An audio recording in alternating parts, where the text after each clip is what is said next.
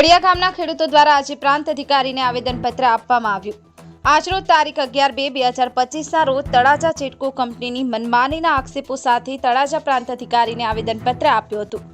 આજે ઠડિયા ગામના 44 જેટલા ખેડૂતો પ્રાંત અધિકારી શ્રીની કચેરીએ પહોંચ્યા હતા અને પ્રાંત અધિકારીને લેખિતમાં રજૂઆત કરી અને જેટકો કંપનીની મનમાનીના આક્ષેપ કર્યા હતા।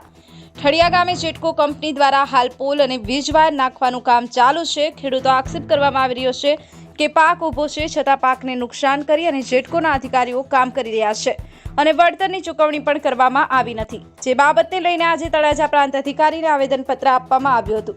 બ્યુરો રિપોર્ટ, થર્ડ આઈ એક્સપ્રેસ ન્યૂઝ, રમેશ સત્યની સાથે।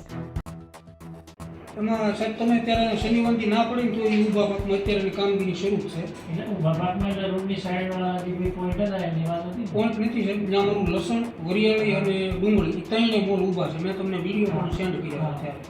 એની અંદર એ લોકો માનતા જ નથી, તમે એને ના પડી તો એ કામ શરૂ રાખે છે અને અમે એને કાંઈ પણ કહીએ એટલે પોલીસને એમ કહે છે કે આ લોકો અમારી ફરજમાં રૂકાવટ નાખે છે, એટલે ત્યાં સાહેબ અમે લાસા આપી દઈએ છીએ પોલીસને। અત્યારે કામ ચાલુ છે? અત્યારે એનું કામ શરૂ છે।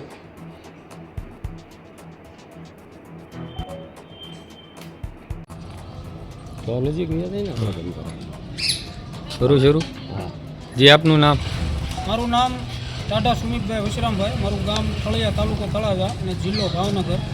મારી વાડીની અંદર 66 kV બગદાણા ખાડુસ લાઈન આવે છે, બરાબર। તો એની અંદર ઊભો મોલ મારો ઊભો છે લસણ, ડુંગળી અને વરિયાળી। તો ઊભા પાકની અંદર આ લોકો જેટકોના અધિકારીઓ અમને ડરાવી ધમકાવીને પોલીસ પ્રોટેક્શન સાથે અમારા ઊભા મોલની અંદર બધું ખેદાન મેદાન કરી નાખ્યું છે અને એ લોકોનું કામ અત્યારે શરૂ છે। તો સરકારશ્રી પાસે અમારી નમ્ર વિનંતી છે કે અમને યોગ્ય ન્યાય અને સરકારશ્રીના ધારાધોરણ મુજબ અમને વળતર ચૂકવવામાં આવે। એ લોકો અમને અત્યારે ખાલી દિલાસો આપે છે કે અમે તમને વળતર ચૂકવશું તમારું પાક નુકસાનીનું, પણ આજ દિન સુધીમાં અમને એક પણ રૂપિયો વળતર ચૂકવેલ નથી અને જેટકોના અધિકારીઓની મનમાની અમારી ઉપર બહુ જ કરે છે એ લોકો। અસ્તુ, જય હિન્દ, જય ભારત।